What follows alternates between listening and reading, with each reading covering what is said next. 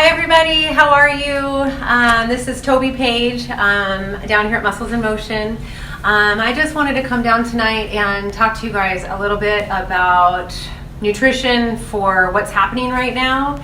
But more importantly, I wanted to talk to you about what can you be doing to keep your body ready for when this is all over. And so I hope to bring you a positive message tonight and help you get through this time and then be ready for when it's all over.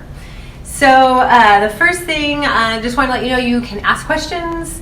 Jess is here with me and she's going to be letting me know what your questions are, and I'm happy to answer all of those. So the first thing I wanted to say about what's happening right now is that this is a very stressful time.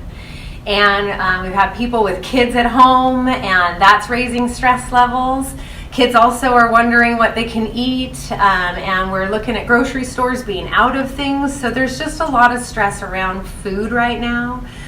So one message for you is just do the best you can. So this is a time for us to be a little bit more relaxed about our food choices and not be so rigid. If you're following a strict diet for a reason that's not medical, then maybe this is the time to loosen up on that.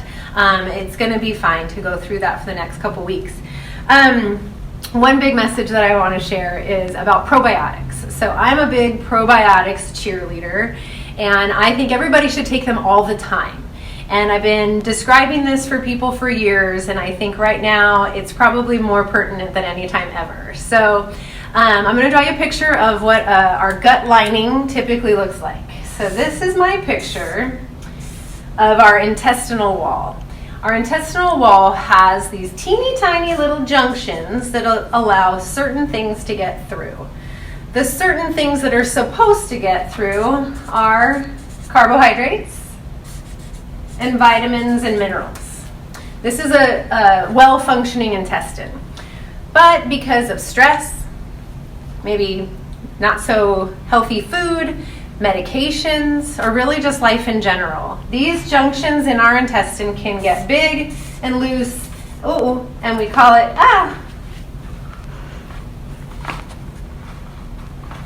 please hold. I don't think I have. You hold that one.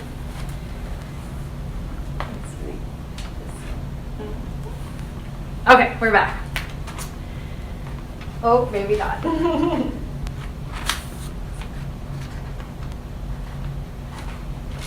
That working?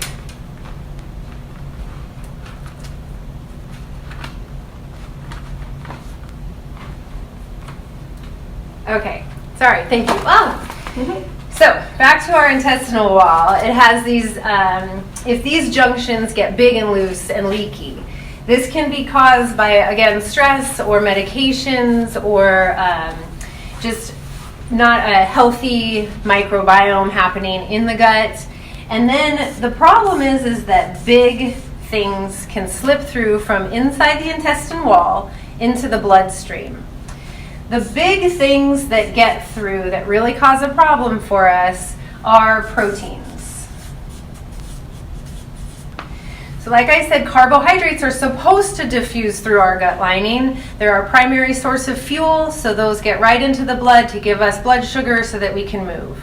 The proteins, however, need to go get reconfigured. If you can imagine that if you eat a piece of chicken, let's say, the amino acids that are in that chicken meat are perfectly arranged for chicken tissue.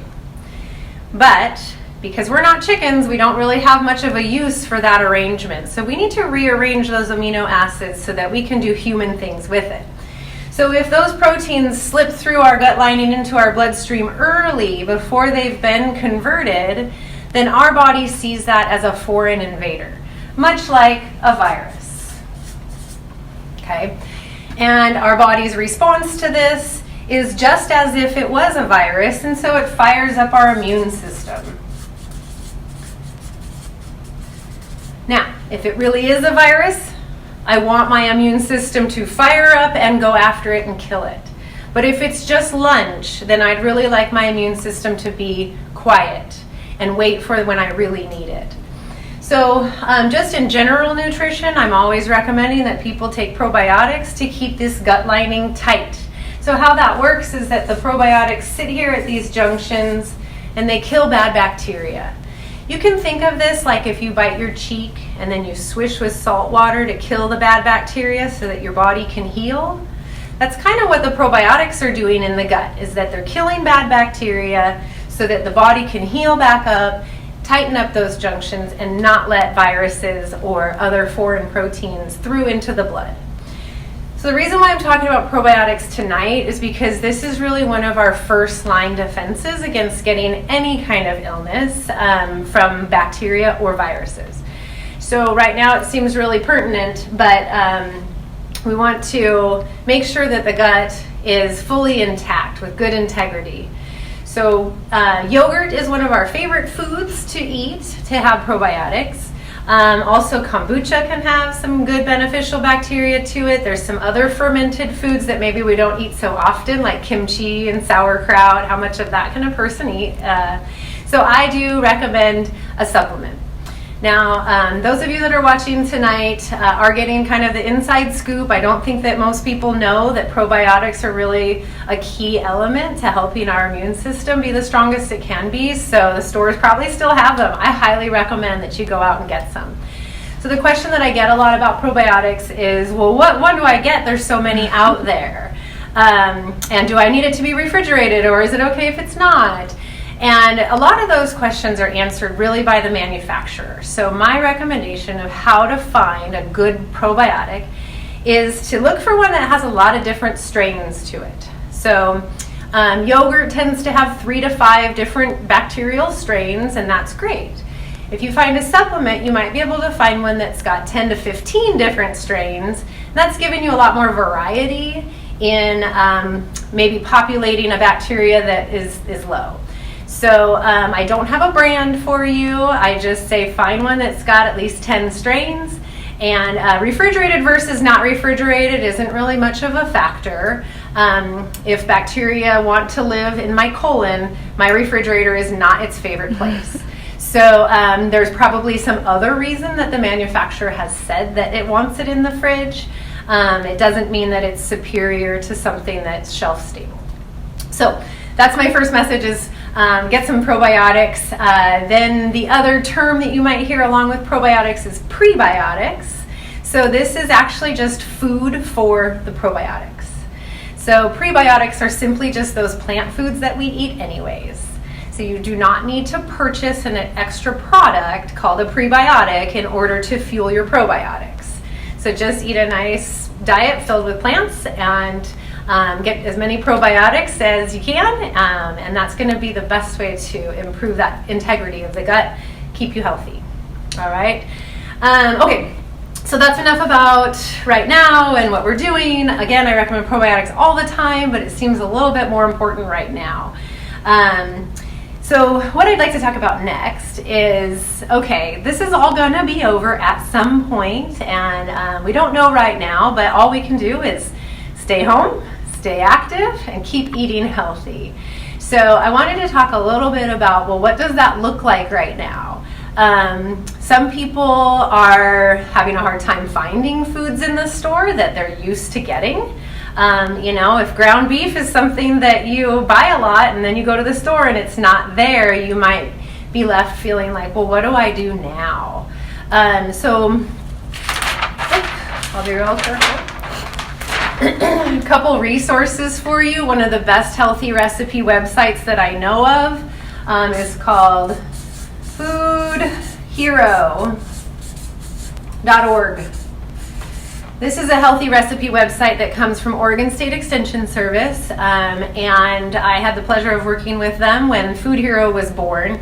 So this website aims to capture recipes that fit 4 main criteria. They all have to be healthy, because that's what we're all about, right? It's got to be healthy, but you know what? It's got to be tasty too. A lot of the families that we're serving with this are either going for high flavor fast food or high-end restaurant food, so these recipes needed to taste good. So healthy, tasty. They had to be easy. have to be able to find these ingredients. In fact, I want most of them to already be in my pantry already. So we wanted to find recipes that were filled with foods that you probably already have most of them, and you only have to pick up a couple other items. And then the last is low cost. So with uncertainties around jobs and incomes and things, low cost really seems to bubble up as a really high priority. But I don't know about you, but even on a regular day, I want a recipe that tastes good, is easy to make, is good for me, and doesn't cost me too much money. So I highly recommend Food Hero for meal ideas. Now, if you and your family are not so accustomed to cooking, now's a great time to get into the kitchen and start working on some of those cooking skills. Foodhero.org also has some videos on some basic cooking skills, so even for the very beginner, highly recommend to go there.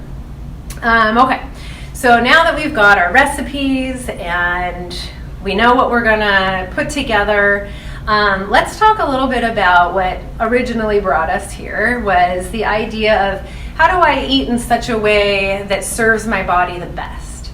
So this is, how do I have energy? How do I feel full and satisfied? And how do I manage my hunger the best? So for that, I'm gonna look at my notes real quick. And okay, so the first thing we're going to talk about is blood sugar. I think blood sugar is a nice gauge for measuring how we feel. We can kind of feel it if our blood sugar is low. It doesn't feel so good. We might feel dizzy. We might feel a little hangry. And then high blood sugar doesn't really feel like anything different, but we can take a look at what we're eating and kind of estimate, is that maybe a lot, or is that the right amount of energy for me? So I'm going to draw a typical pattern for blood sugar. When we wake up in the morning, it's a little low, and then we eat, and then our body puts the sugar into the cells, and then we go on and we get hungry again, and then we eat again, and then our body puts the sugar into the cells and the sugar comes back down.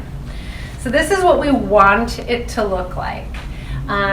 Next month, we're going to come back together and do some more talking about how to optimize blood sugar. But basically, we're looking for most of our time to be spent in this normal blood sugar range. Now, if you're somebody who has high blood sugar or diabetes or pre-diabetes, these are really good things to seek out a dietitian and talk to about your personal situation, your personal diet, your personal blood sugar numbers, and a registered dietitian can get you set up with a plan. So if your body's functioning normally, then we're looking to put some carbohydrates in and then get them into the cells to fuel your body, and then it'll come back down. So the two things we're trying to avoid is hanging out up here too long or hanging out down here, okay? So one way that our blood sugar can get too high is if we eat too much carbohydrates. So what's too much? That's kind of a big question. This is going to be dependent on your activity level. If you're sitting around on the couch, it's probably not going to take as much. If you're out there going for a jog, it might take a little more.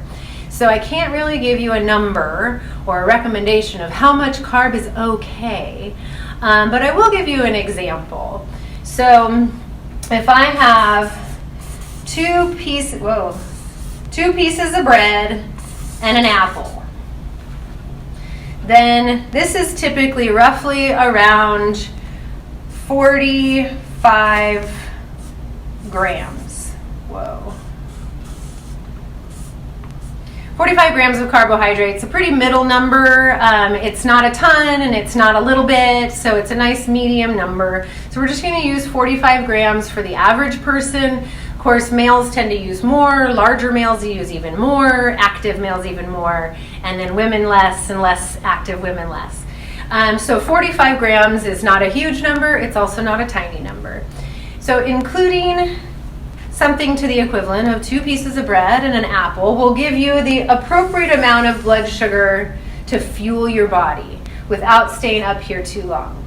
Now, if I took this same 45 grams of carbohydrate and I drank it in a soda,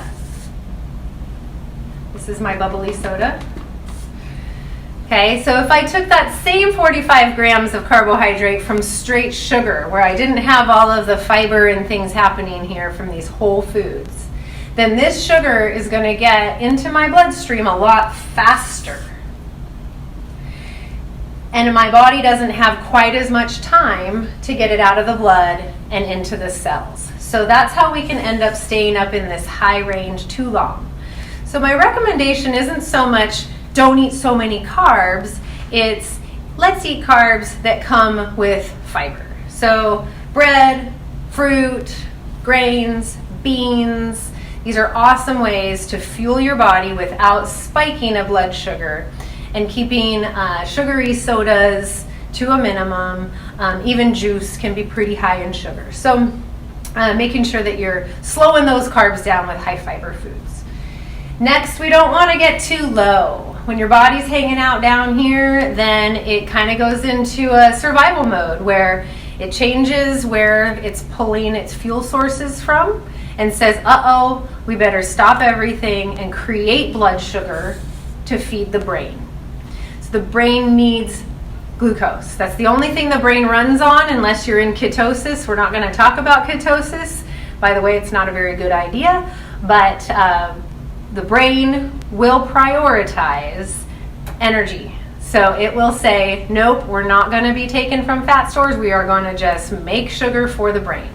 So hanging out down here, how would I end up there? Well, if you waited too long to eat, then your blood sugar might drop and your brain might say, oh, it's time to create some sugar.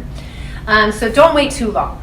The biggest message is eat when you're hungry, stop when you're full, and try to get this blood sugar to be even. Now, we've only talked about how food affects blood sugar. Please keep in mind, the heightened stress level that we're all under right now is not painting a pretty picture for our blood sugar. It's just going to happen. So the more that you can bring your stress levels down by staying calm, maybe doing calming activities, maybe getting a nice HIIT workout in, release some of that stress, because stress is going to play a big part in how well your blood sugar is managed. So again, we're just talking about the food component. Stress, lack of sleep, those other things can affect your blood sugar. Okay. Okay, so what should I be eating? So far you've told me 2 pieces of bread and an apple and don't drink soda, but I knew that already. So what should I be eating? So right now, and always, I recommend a balanced diet. So that means including carbs, that means including fats, and that means including protein.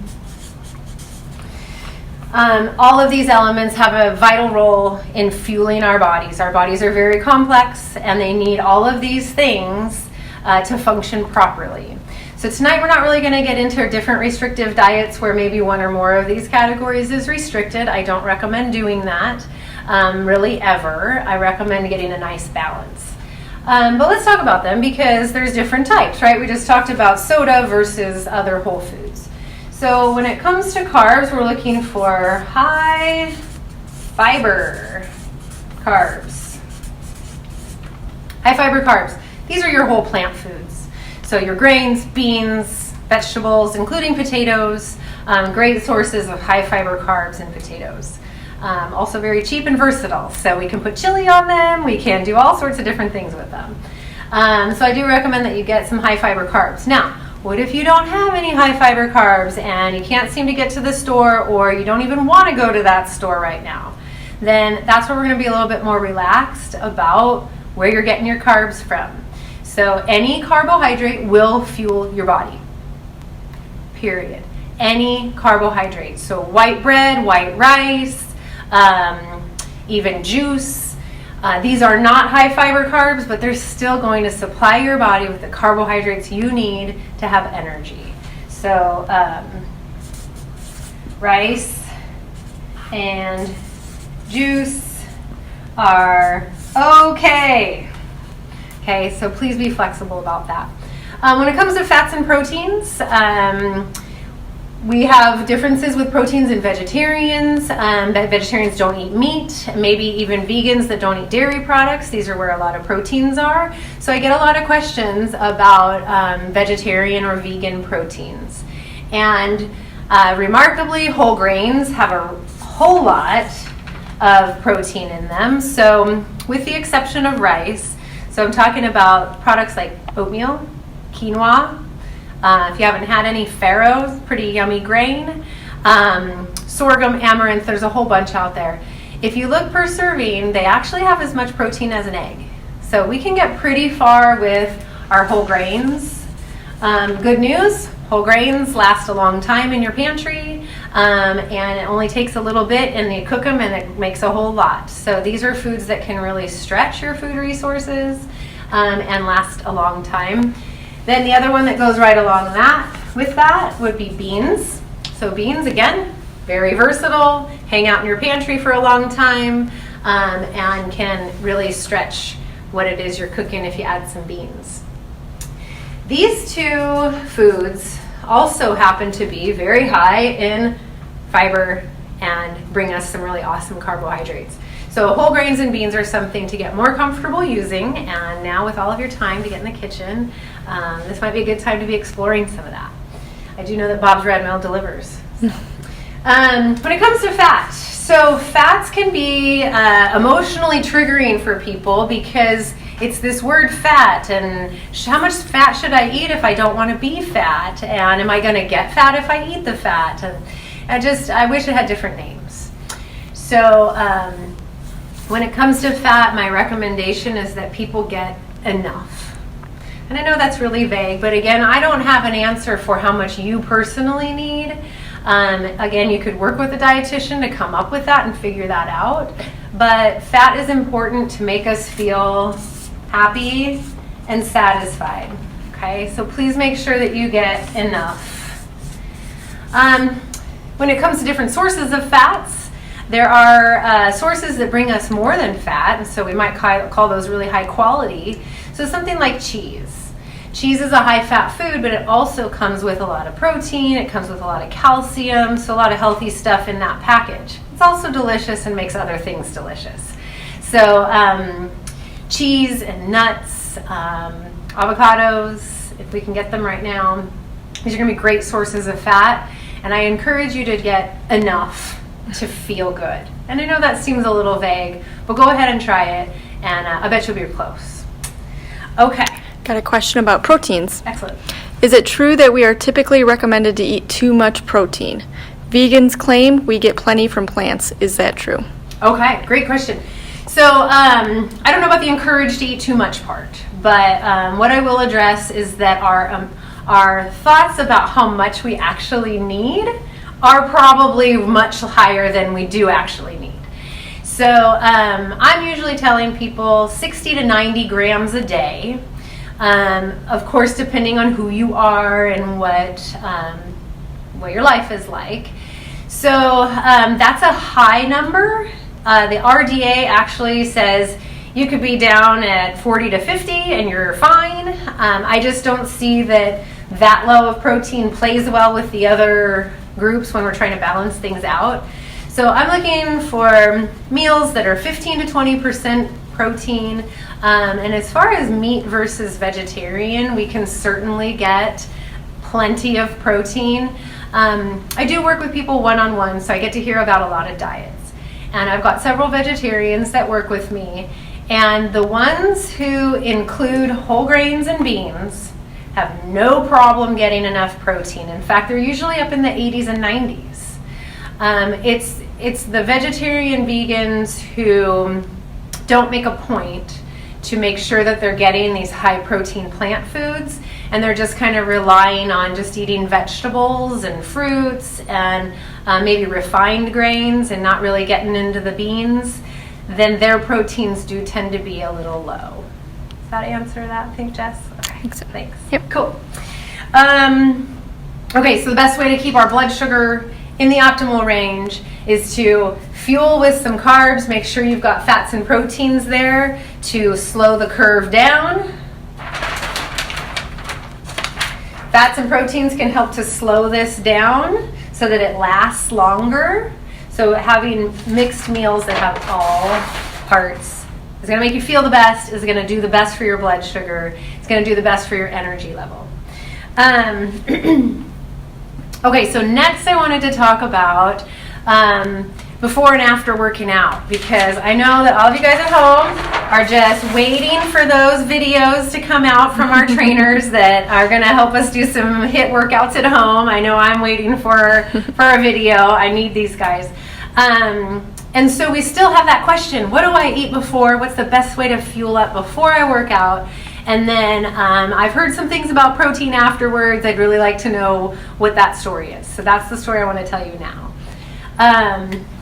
Pre-workout. Okay, so no matter what type of exercise you're doing, you need to fuel your body before you go work out. You just can't get a good workout if you don't have fuel on board to power that workout. So there's a lot of stuff on the internet that talks about how I burn more fat if I don't eat and then I go. But that is probably better advice if you're going for a walk or maybe just a light jog. If you're doing something more intense, certainly like something that would happen at Muscles in Motion, you need to have fuel on board. So fuel comes from carbohydrates. And as we talked about with probiotics, they get into the bloodstream pretty quickly. So if you have an hour before your workout, then I recommend having some nice whole grain, high fiber carbohydrates.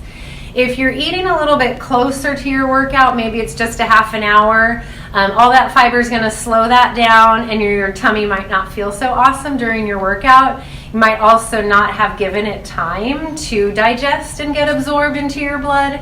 So I'd say 30 to 60 minutes before you're wanting to fuel up with some carbohydrates. It doesn't take a whole lot. We don't need to eat a pile of pasta. But again, back to that, maybe I'm just having a bowl of oatmeal. Maybe I'm having some avocado toast. So just a little bit. Just need maybe 15 to 30 grams of well-digested carbohydrates to fuel your body before workout. Then it depends on what kind of workout you're doing after.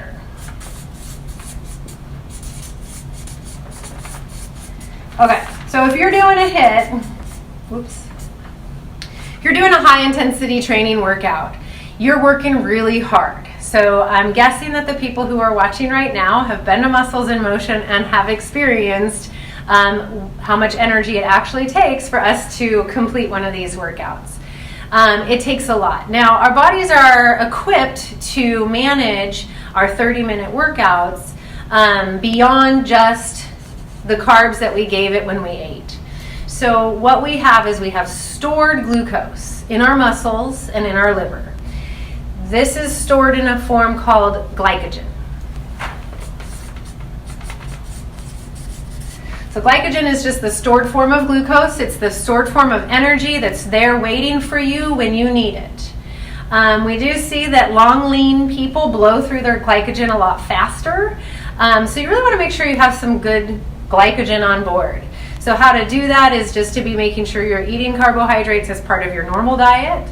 And then when you get in here, or if you're at home doing a high intensity workout, you might notice that your blood sugar feels like it's dropping. That's going to mean that you're tapping into those glycogen stores and they're starting to get depleted.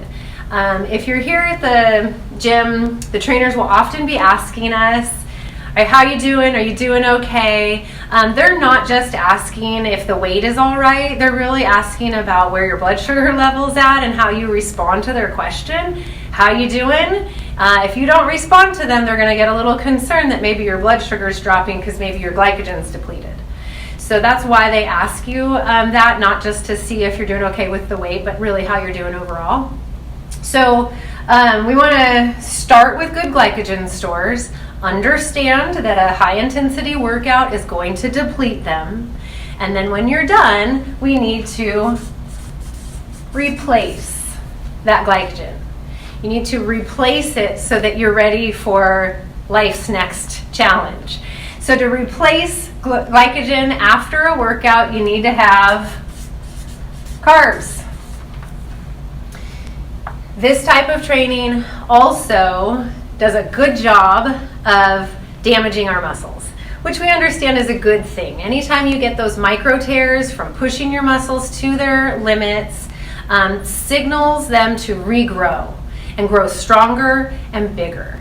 So when we're doing a high intensity workout, we are trying to damage our muscles in little micro ways so that they are triggered to grow and repair when we're done.